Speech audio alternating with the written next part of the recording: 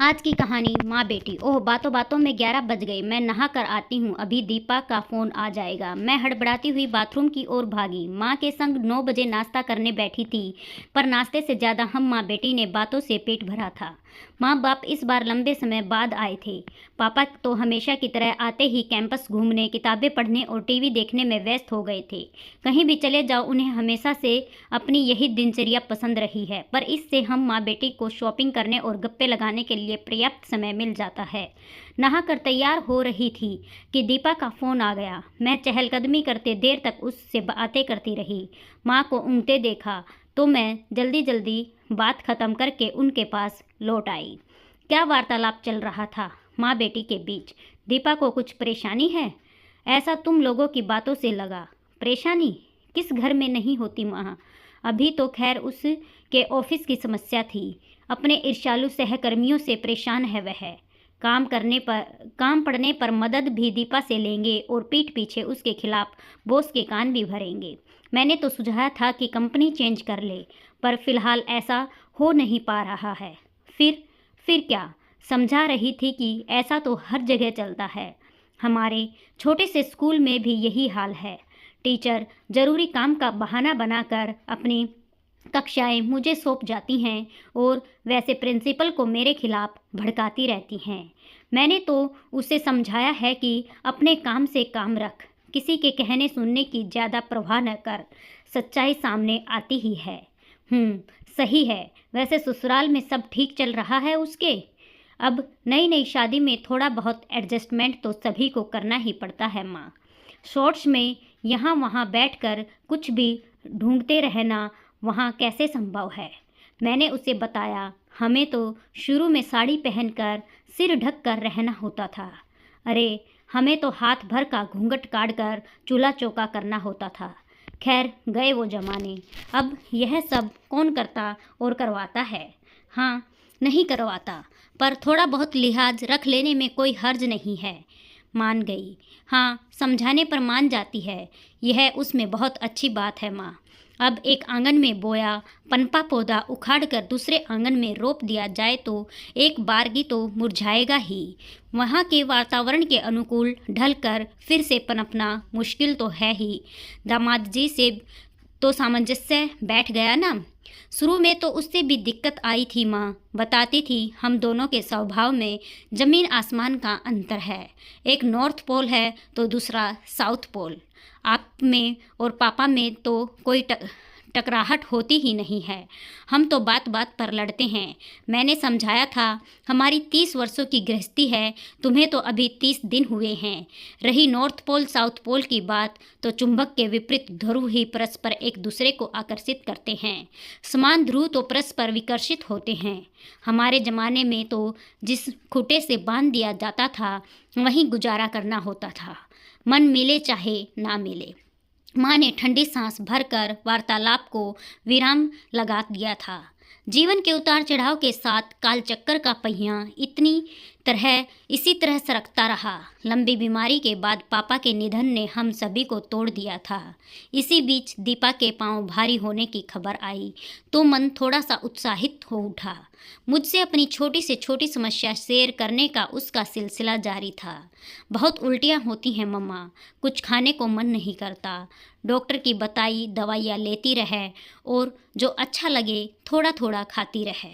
अभी तो लंबे समय तक ऑफिस भी जाना होगा, शारीरिक व मानसिक सब तरह की थकान होगी, तो आराम भी करना और तनाव मुक्त रहना, सब अच्छा ही होगा।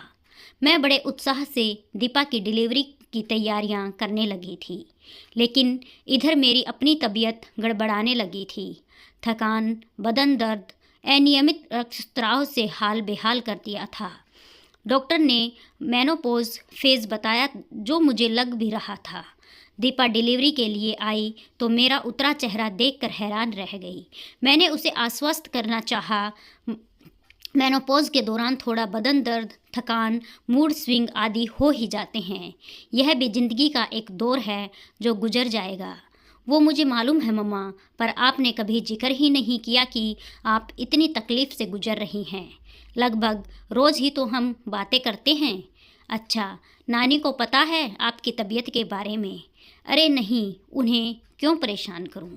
तेरे नाना के जाने के बाद वे वैसे ही बहुत उदास और परेशान रहती हैं, और तू भी परेशान मत हो, बच्चे पर गलत असर पड़ेगा। मैंने प्यार से उसके गाल थपथपा दिए तो वह जबरन मुस्कुरा दी। एक दिन मुझे देर रात रक्तस्राव शुरू हुआ तो सवेरे उठ नहीं पाई, पूरा शरीर टूट रहा था। दीपा मेरे और दीपक के लिए चाय बना लाई। पहला घूंट पीते ही दीपक ने बुरा सा मुंह बनाया। मीठी है। दीपा हैरानी से देखने लगी तो मैंने उसे बताया, हम दोनों फीकी चाय पीते हैं। कब से? जब से तेरे पापा को डायबिटीज हुई है। कब से? उसने फिर दोहराया।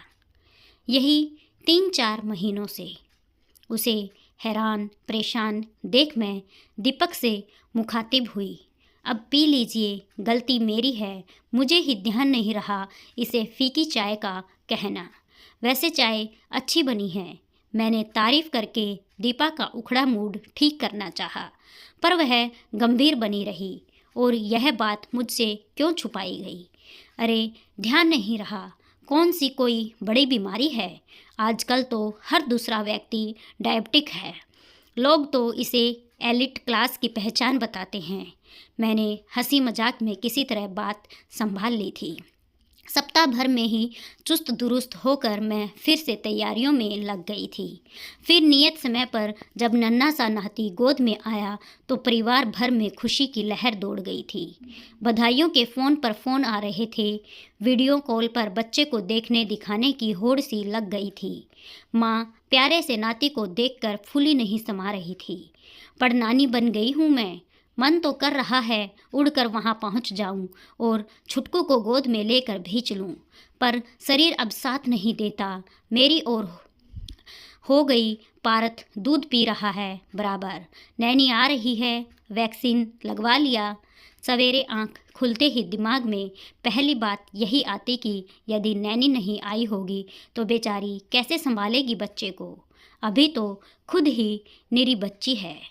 दीपक ने ही समझाया था कि वहाँ हैं उसे ढेरों संभालने वाले। फिर मैटरनिटी लीव समाप्त होने पर उसे ऑफिस भी जाना पड़ेगा, तो अभी से आदत हो जाने दो। बात मेरी समझ में आ गई थी। मैंने फ़ोन मैसेज भेजने कम कर दिए, पर चिंता तो बनी ही रहती थी। पार्थ के बड़े होने के साथ साथ दीपा की व्यस्तता बढ़ी तो मुझसे संवाद भी कमतर होता चला गया। उसकी व्यस्तता और जिम्मेदारियां समझते हुए मैंने भी उसे सामान्य तौर पर ही लिया।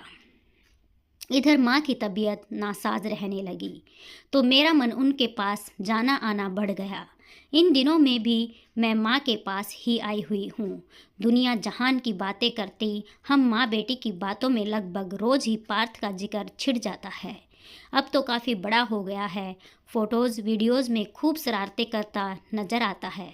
माँ ने कहा, अब तो लंबे समय से मैं भी उसे मोबाइल पर ही देख रही हूँ। दीपा और दामाद जी दोनों का ही ऑफिस वर्क बहुत बढ़ गया है तो आने का हो ही नहीं पा रहा है। मैंने ठंडी निश्वास भरी। दिल छोटा मत कर, नई टेक्नोलॉजी का लाभ उठा।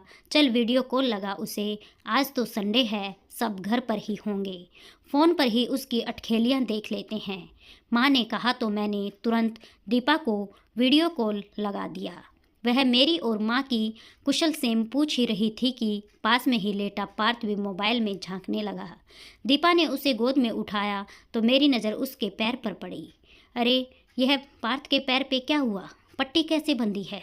खेलते वक्त गिर गया था, मोच आ गई थी तो डॉक्टर ने क्रैम्प बैंडेज बांध दी है। कब की बात है? मैंने व्यग्रता से पूछा। 2-3 दिन हो गए हैं। और तू अब बता रही है? वो भी मेरे पूछने पर। मेरे स्वर में अनायास ही रोज़ का पुट आ गया था। अब ठीक है मम्मा, कोई चिंता की बात नहीं है, 1-2 दिन में पट्टी खुल जाएगी। फिर भी बताना तो चाहिए था ना। मैं नाराज़ हुई तो दीपा माँ से बातें करने लगी। आपके घुटनों का दर्द कैसा है नानी? फिजियोथेरेपी चल रही है या बंद कर दी है? मेरा मुंह फूला हुआ ही देखकर उसने कुछ देर माँ से बात कर फ़ोन रख दिया। क्या हुआ? क्यों इतनी नाराज़ है उससे? माँ ने बात समाप्त होने के बाद मुझसे पूछा, देखा नहीं आपने कैसे आजकल बातें छुपाने लगी है। माँ, घर बदल जाए, समय बदल जाए, कोई बात नहीं, दुख होता है जब अपने बदल जाएं। कुछ समय पूर्व छटनी में दामाद जी की नौकरी चली गई थी। हमें भनक तक नहीं लगने दी उसने। हालांकि 2-3 महीने में ही उन्हें पहले से बेहतर नौकरी मिल गई थी। तब बातों बातों में एक दिन बताया उसने, हम क्या इतने पराये हो गए हैं उसके लिए माँ। पहले कैसे छोटी छोटी बात शेयर करती थी। ऐसा लगता था शादी करके सिर्फ रूप से विदा हुई है, दिल से तो अभी भी यही है। पर अब तो सचमुच पराई हो गई है। दुख और आवेश में मेरा सवार भीग रहा था। पराई नहीं, परिपक्व हो गई है। शेयर नहीं, केयर करना सीख गई है हमारी लाडली। बढ़ती उम्र और अनुभव के साथ साथ जैसे तू मेरी माँ बनती जा रही है, वैसे ही वह तेरी माँ बनती जा रही है। मैं हतप्रभ सी माँ को निहार रही थी। शांत सौम्य चेहरे की एक एक झुर्री माँ बेटी के रिश्ते का सूक्ष्म, गहन और मनोवैज्ञानिक विश्लेषण करती प्रतीत हो रही थी। मानो कह रही हो, बहुत कुछ सिखाया जिंदगी के सफ़र ने अनजाने में। वो किताबों में दर्ज ही नहीं, जो पढ़ाया सबक ज़माने में। आज की कहानी आपको कैसी लगी? अच्छी लगी हो तो लाइक और शेयर ज़रूर कीजिए। चैनल पर पहली बार आए हैं तो सब्सक्राइब ज़रूर करें।